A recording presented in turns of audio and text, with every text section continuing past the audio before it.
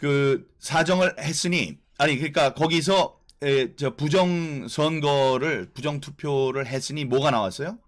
민주당 그 서울에서 민주당 후보들이 얻은 전체 표와 미래통합당 후보들이 얻은 전체 표를 비교해 봤더니 63대 36. 인천도 63대 36. 경기는 63대 36. 이게 바로 뭐예요? 자기적 규칙성의 사례. 투표 결과에 손을 댔기 때문에 남은 흔적. 정말 시원하게 얘기를 해준 거예요. 그리고 서울에 수백 개의 동이 있습니다. 반포 1동, 2동, 3동, 뭐 서초 1동, 2동, 3동 얼마나 많습니까? 그 많은 곳에서 모든 동에서 모든 동을 잘라서 다 나눠가지고 봤는데 그 작은 집단들 속에서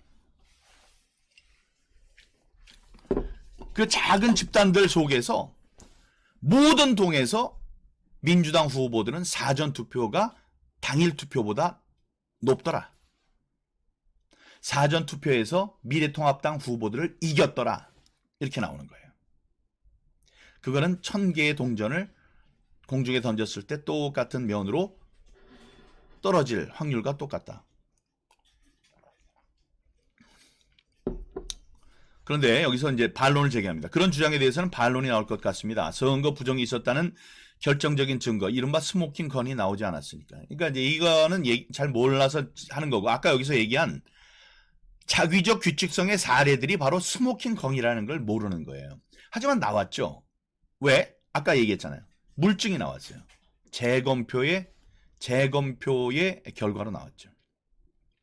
그런데 거기에 대해서 얘기합니다. 이 사람이 얘기하는 거는 뭐 손을 들고 양심선언을 한다든가 뭐 이런 게 나오지 않았다고 얘기를 하는 겁니다. 맞습니다. 반론들이 실제로 나왔죠. 먼저 사전투표에 집권당 지지자들이 상대적으로 많이 참여했다는 주장이 나왔습니다. 이 주장은 근거가 약해요. 그러니까 이렇게 67%를 얻은 게 사전투표에서 이렇게 많은 사람들이 사전투표로 달려갔기 때문이다. 아니에요. 투표를 3번 할 수 있으면 3일 다 나가지. 그래서 사전투표에 막 나가면 가중치를 준다면 사전투표를 더 많이 하면 가중치를 준다 그러면 사람들이 많이 나가죠. 그게 아니라고. 어차피 한정돼 있는 사람들이 투표를 하러 나가는 건데 이 사전투표 이틀, 당일투표 하루, 3일 동안에 하루 나가서 하면 되는 거예요. 근데 우리가 생각한 건 뭐예요? 사전투표를 하면 전부 다 이 사람들이 악용한다. 그러니 악용을 하니 사전투표 하지 말고 당일투표를 하라. 이런 얘기였던 거죠. 자, 그래서 이 주장은 근거가 약해요. 투표 일자가 투표자들에게 미치는 영향은 미미할 뿐더러 무자기적이라는 것이 사전투표제도의 근본적인 가정이다. 무슨 얘기인지 아세요? 사전투표와 당일투표가 같아야 돼요. 그래야지 사전투표를 하는 거예요. 만약에 사전투표와 당일투표가 다르다. 그럼 어떻게 해야 돼요? 사전투표를 없애야 돼요. 뭐 좀 이상하니까 이거 안 돼. 당일투표만 해야 되겠어. 이렇게 돼야 되는 거예요. 정확하게 지적을 하는 거예요. 투표 일자가 사람들의 마음을 막 바꾼다면 이거 아니다. 공정한 투표가 아니니까 당일투표만 해야 한다라는 이 웅변을 하고 있는 거라고요. 만약에 그렇지 않다? 지금같이 그럼 어떻게 돼요? 사전투표제도는 폐기되어야 하겠죠. 제가 주장한 거예요. 2년 동안 주장한 거예요. 사전투표에서 이상한 일이 벌어지니 사전투표는 폐기해야 한다. 이게 저의 주장이었죠. 다음에는 사전투표와 당일투표 사이에 투표자들의 선택이 크게 달라졌다는 주장이 있다. 그러니까 사전투표는 누가 집중적으로 나가고 당일투표는 나가고 뭐 이래서 이게 달라지면 안 된다. 그런 일은 있을 수도 없고 만약에 그게 지속적으로 나타난다면 사전투표를 없애야 된다는 것도 있고 또 뭐가 있냐면 사전투표와 당일투표 사이에 그 닷새 사이에 투표자들의 선택이 많이 달라졌다. 이런 주장이 있다는 거예요. 그러나 사람들의 생각은 쉽게 바뀌지 않습니다. 특히 정치적 결정에서 가장 중요한 요소인 이념은 많은 생각의 거대한 복합체여서 좀처럼 바뀌지 않고 바뀌더라도 오래 걸립니다. 닷새 만에. 지금 사전투표와 당일투표가 닷새 차이거든요. 닷새 만에 바뀌지 않는다 이거예요. 사람들은 얘기를 해요. 이 사전투표를 선호하는 사람들, 민주당 같은 경우에는 아니 닷새 동안 바뀔 수도 있지. 다음에 닷새 앞에는 우리를 좋아하는 사람들이 많이 나가고 뒤에는 아니니까 괜찮아. 이게 말이 안 되는 얘기를 하고 있다는 거예요. 물론 생각을 바꾸는 사람들도 있습니다. 그러나 그런 현상도 무작위적이어서 집단적 행태에 영향을 미치지 않습니다. 어떤 사람이 한두 명이 그런 행태를 보일 수 있죠. 닷새 만에 확 바꾸고, 예? 그다음에 나는 사전투표가 좋아. 사전투표가 이제 또 두 개가 있어요. 예, 두 개가 있는데 이제 사람들의 그 욕구를 자극하는 여러 가지 요소가 있죠. 사전 관내 투표는 나는 그날 놀러 갈 거야. 놀러 가려고 그러는 사람이 있고 아닌 사람이 있고. 다음에 나는 사전 투표를 하는 게 이거 오해인데 사전 투표를 하면 좀 널널하게 할 수 있어. 그런데 그건 아니에요. 사실이 틀려요. 사전 투표소는 적어요. 당일 투표소 많다고. 그러니까 이제 이것도 아유 사전 투표 가면 너무 붐비니까 난 당일 투표를 해야 되겠어. 이런 생각들을 할 수 있다는 거죠. 그런 것. 근데 그런 거는 개개인의 몇몇 사람들의 생각이지 이게 집단적으로 나타나지는 않는다. 어떤 사람은 편한 거, 어떤 사람은 그냥 놀러 갈 거, 뭐 이런 식으로 나뉜다는 거죠. 집단적 행태도 갑자기 바뀔 수 있대요. 그런데 그건 전쟁이 났을 때, 전쟁과 같은 극한 상황이 갑자기 닥치면 사람들은 다른 집단적 행태를 보일 수 있어요. 하지만 총선에서나 대선에서나 사전투표와 당일투표 사이에 며칠은 이번에 어땠어요? 전쟁 났나요? 아니면 거기 뭐가 있었나? 갑자기 뭐 홍수가 났나요? 갑자기 번개가 쳤나요? 벼락이 내렸나요? 아니잖아요. 사전투표와 당일투표 사이에 며칠은 평온했죠. 집단적 행태가 갑자기 바뀔 만한 환경이 아니었다는 거죠.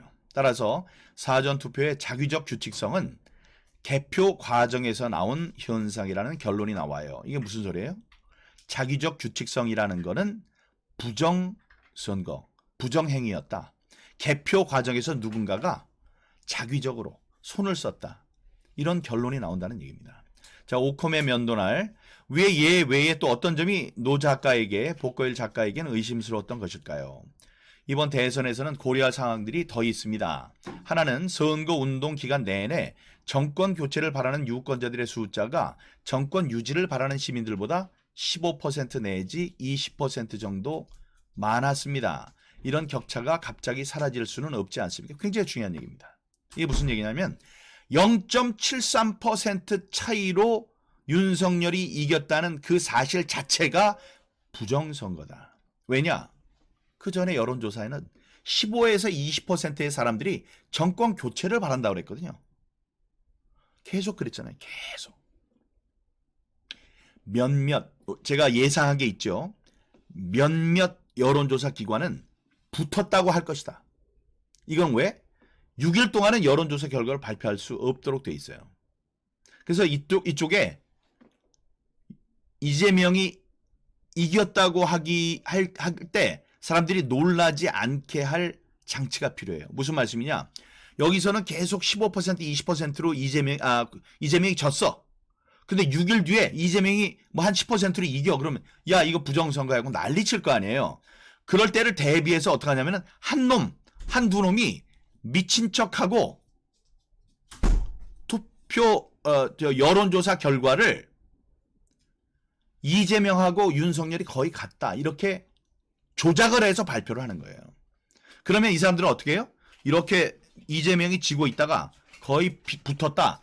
6일 동안에 이런 거 해가지고 이렇게 이겼다라는 가짜 설명을 하기 위해서 그게 필요하다라고 했잖아요. 실제로 그런 여론조사 기관들이 있었죠. 여론조사 결과들이 있었죠. 하지만 대부분은 정권 교체를 바란다. 정권 교체가 바란다는 게 뭐예요? 윤석열이 이기길 바란다 그래서 여론조사가 15 내지 20% 여기 15 내지 20%는 윤석열이 이기는 걸로 돼 있었습니다.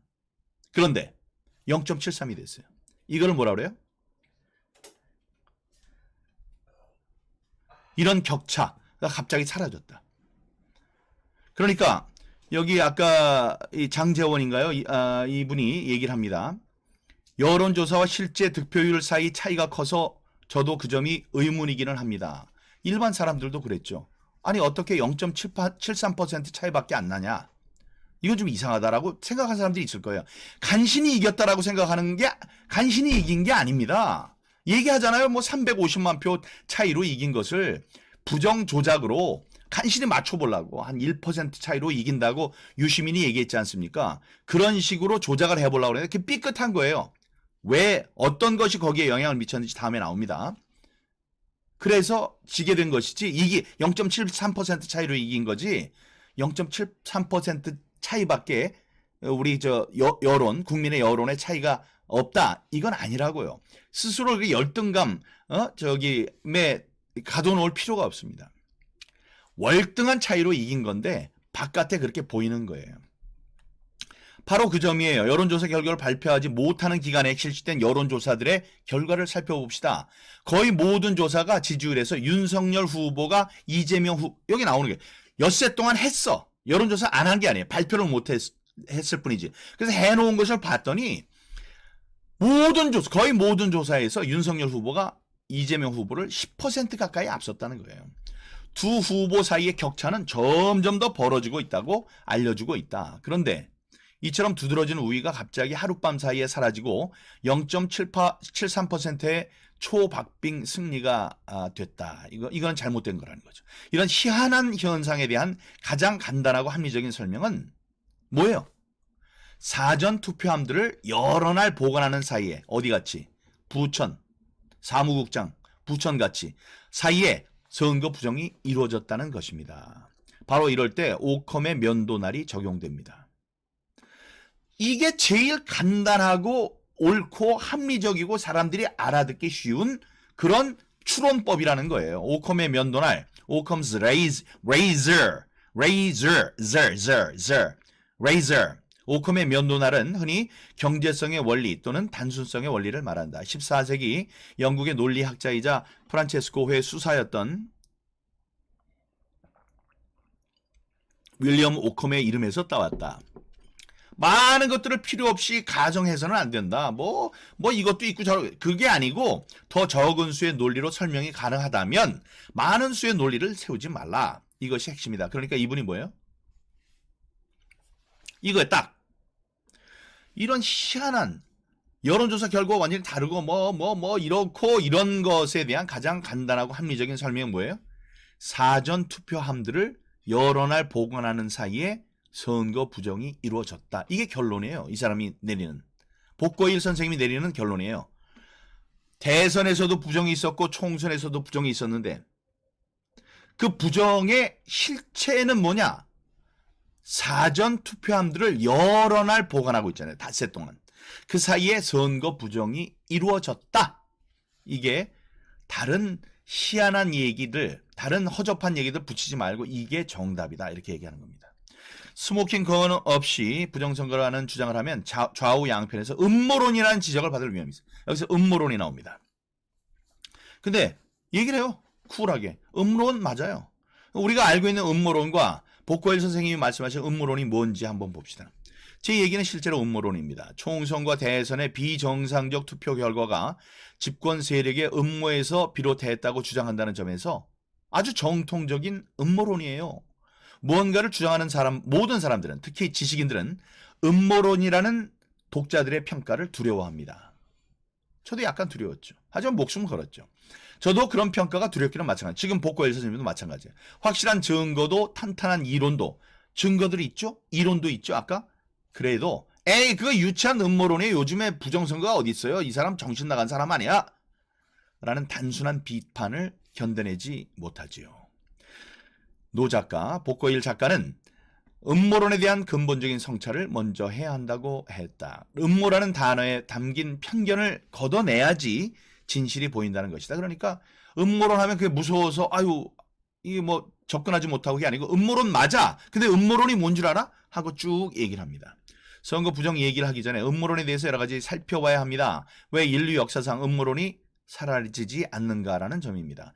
진화론적인 관점에서 보면 음모론은 나름대로 인류의 삶에 유용했기 때문에 살아남고 있는 것입니다. 살아남은 것입니다. 음모론이 우리 인류의 유익했기 때문에 지금도 음모론은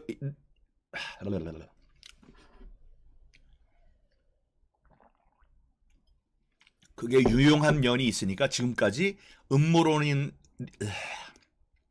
음모론이라는 것이 살아남아 있다라는 얘기입니다.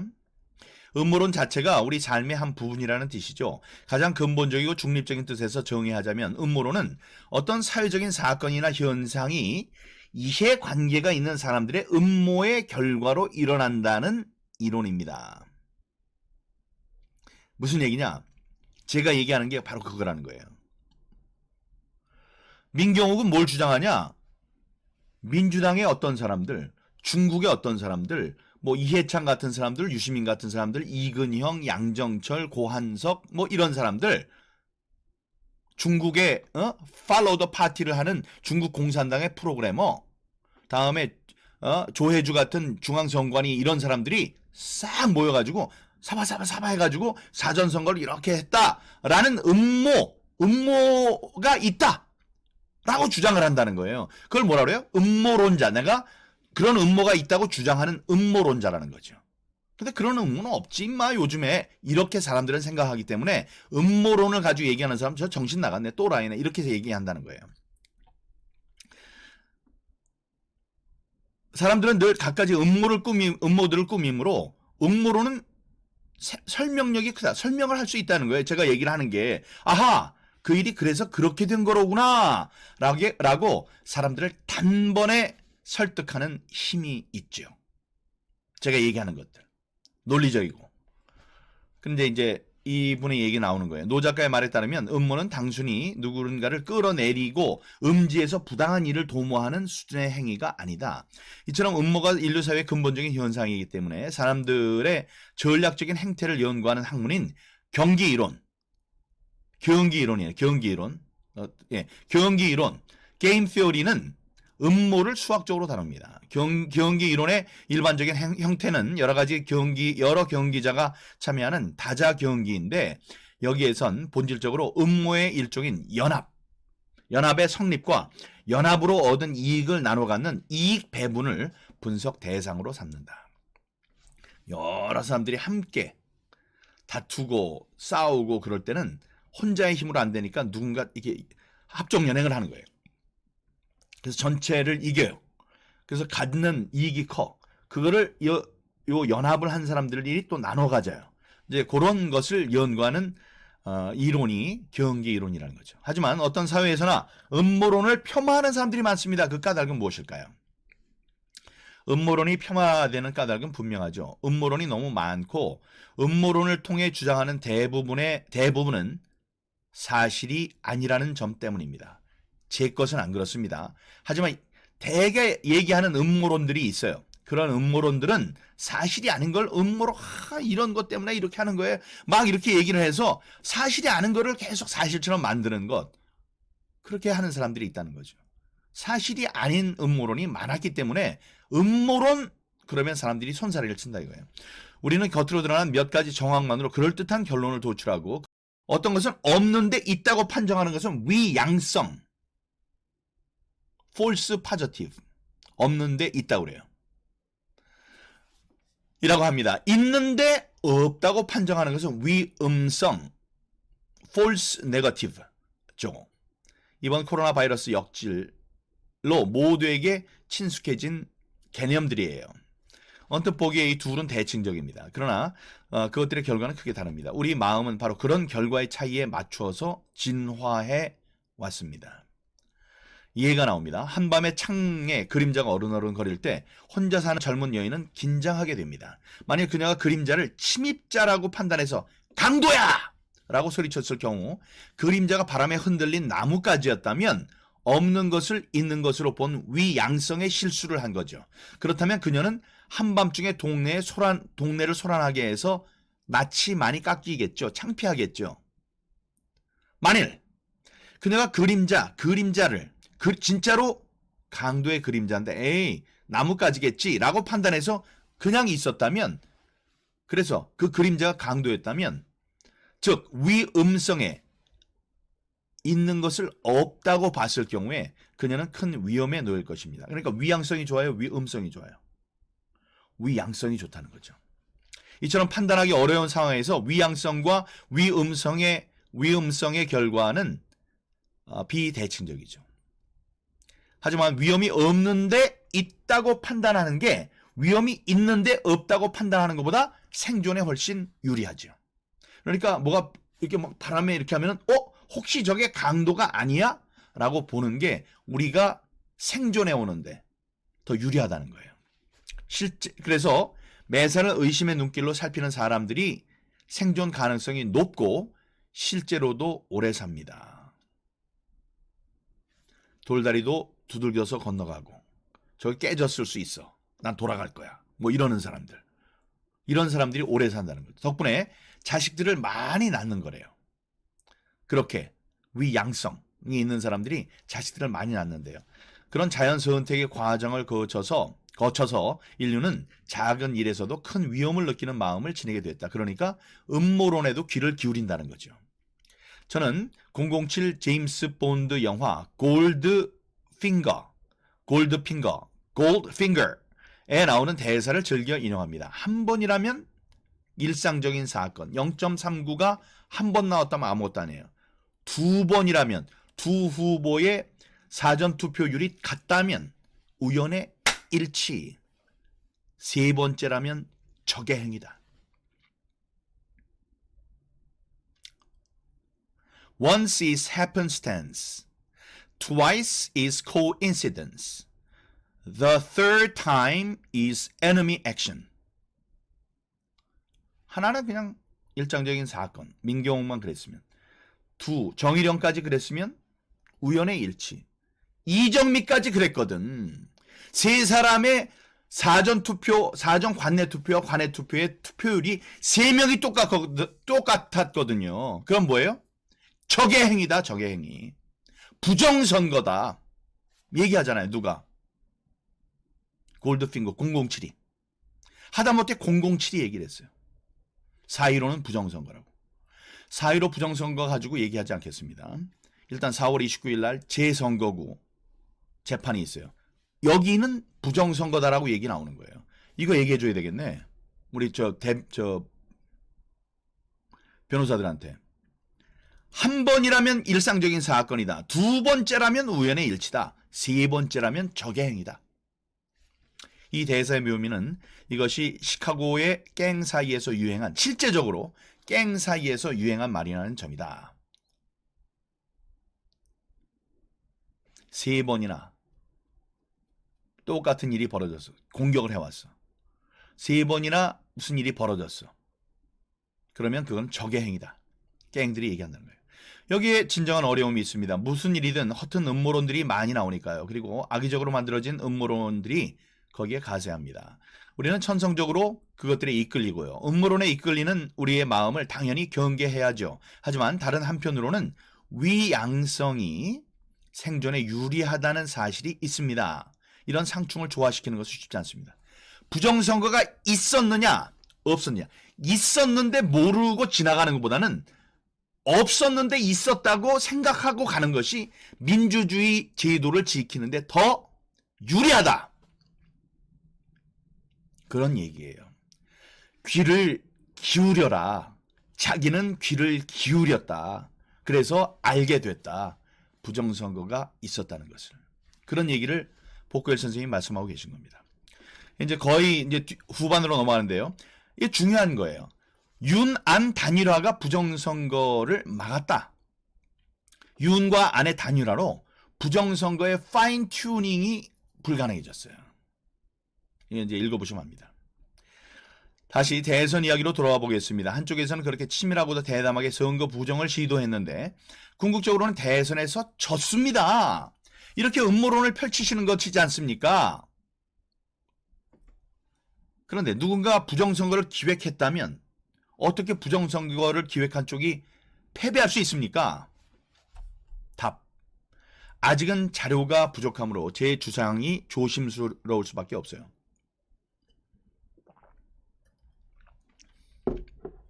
그래서 선거 부정을 막는 일에 직접 참여하신 분들의 경험과 의견들을 종합해서 제 나름으로 추론한 바를 말씀드리죠. 저쪽의 선거 부정을 무너뜨리는데 가장 크게 공헌한 것은 지난번 총선, 4.15 총선에서는 몰라서 졌지만 이번에는 선거 부정을 막아야 되겠다라고 나선 시민들의 활동들이었습니다. 그분들이 이번 대선에 진정한 영웅들입니다. 여러분들이 영웅이란 얘기예요. 지난번에는 몰랐다. 4.15에 부정선거가 있었는지를. 민경욱 같은 애들이 저렇게 난리를 칠 때는 실제로 있었던 것 같고 말하는 여러 가지 얘기를 들어보니 그 말이 맞아. 과학적이고 맞아. 다음에 6.28 재선거에서 나왔어. 일장기 투표용지, 배춧잎 투표용지가 나왔어. 그러니 이번에도 부정선거가 있을 거래. 왜냐? 대선은 더 중요하고 대선은 부정선거 하기가 더 쉽고 대선에서 지면 자기네들이 죽으니까 목숨 걸고 할 거래. 그러니까 이번엔 한번 모여봐. 다 모였죠. 뭐 무결넷, 무선넷, 부방대, 뭐 클린선거, 뭐 여기저기서 다음에 가세연 전부 다 모여가지고 사람들 모았습니다. 저희 국토본도 마찬가지고요. 국토본이 주창을 했죠. 그게 쫙 번져가가지고 그렇게 했어요. 그러니까 그 사람들이 정말 눈을 부릅뜨고 지켰습니다. 그분들이 뭐예요? 이번 대선의 진정한 영웅들이라는 겁니다. 그분들이 워낙 꿋꿋하게 감시하고 항의하고 부정 행위들을 수집한 덕분에 선거 부정을 기획한 사람들의 활동 공간이 줄어들었어요. 임시사무소 182곳 36곳은 컴퓨터 선이 들어간다. 여기에서 이거는 동시에 연동된다. 그리고 36곳에는 집회 신고를 했죠. 네네. 서 바깥에서 난리를 치는데 걔네들이 마음이 편했겠습니까? 잘 됐겠어요?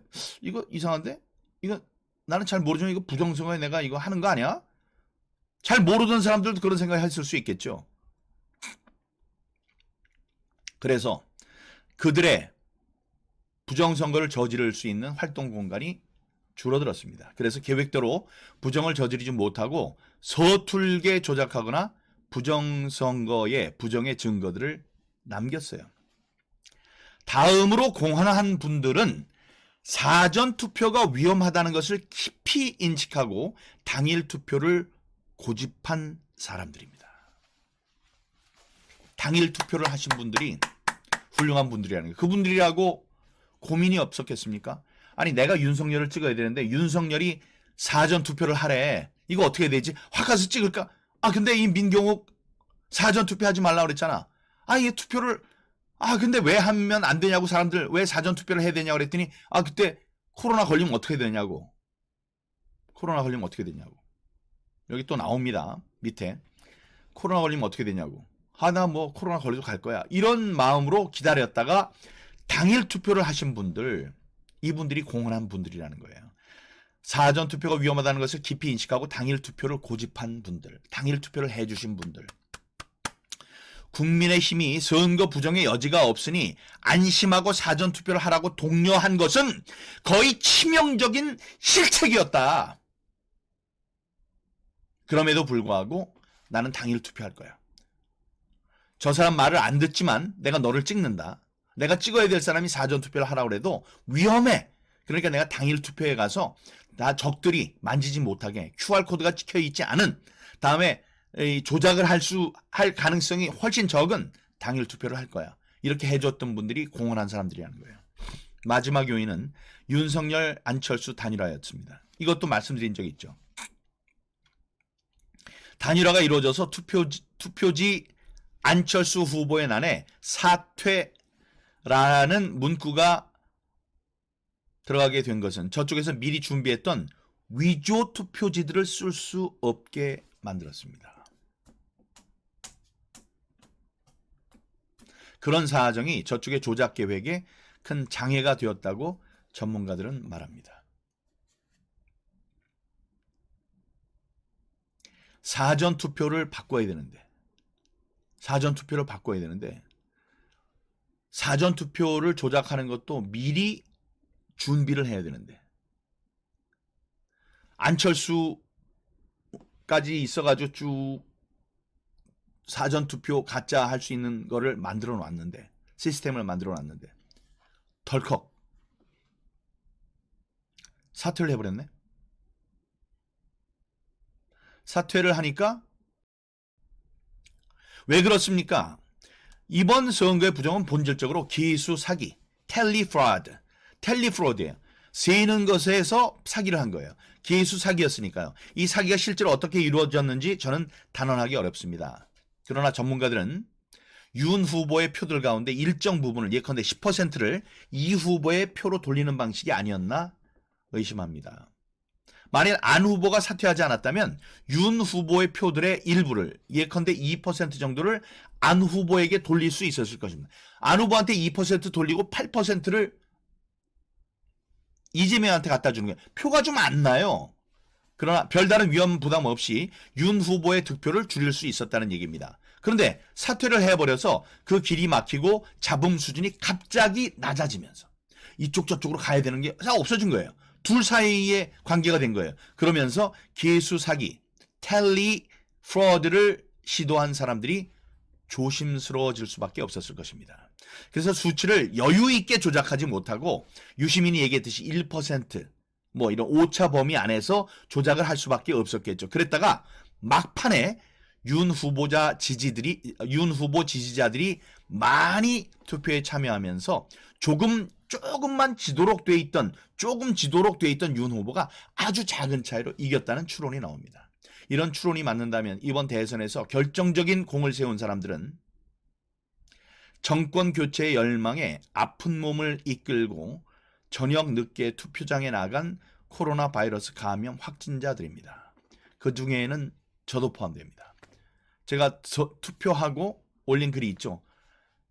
투표를 했다. 이제 인간이 할 수 있는, 사람이 할 수 있는 일은 모두 끝냈다. 이랬는데 그때 제가 코로나 총선에서의 선거 부정이 드러나면 부정선거 덕분에 국회를 장악한 180석을 장악한 더불어민주당의 우위가 단숨에 허물어질 수도 있습니다.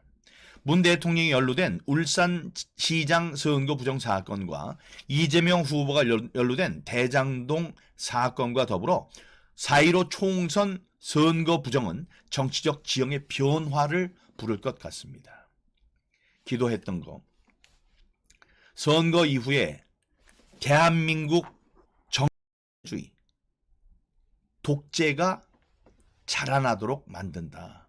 윤석열 당선자 꼭 읽어보기 바랍니다. 읽을 수 없으면 제가 얘기하는 거를 누가 요약해서 좀 전달해 주기 바랍니다. 평범한 시민들의 투표함 지키기. 서두에서 이번 대선을 감동적이라고 평하셨습니다. 특히 감동적이었던 대목이 있다면 어떤 것입니까? 여기에 나옵니다. 이제 와서 돌아보면 유난히 선명하게 남는 장면이 있어요.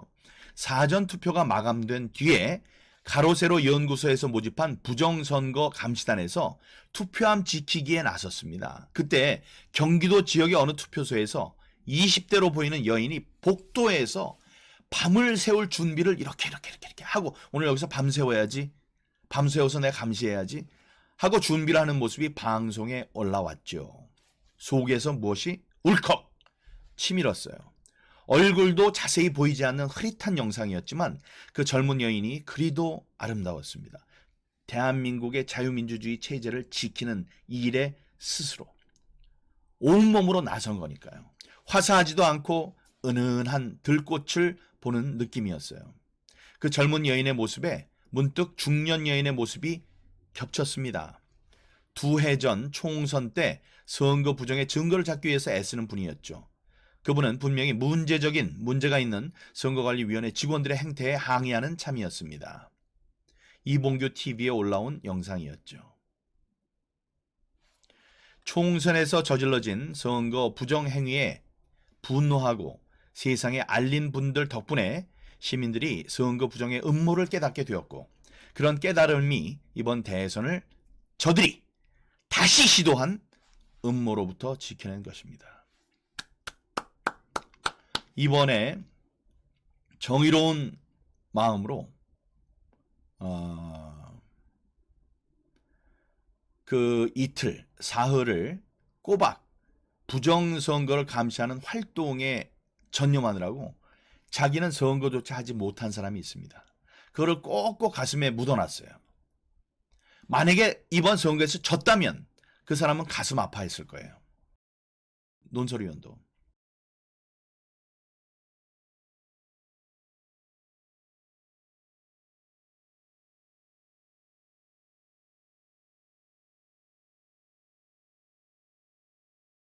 이미 기적은 이루어졌어요.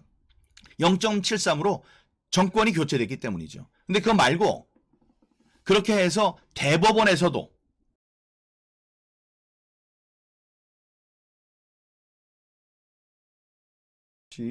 여러분들께서 있죠.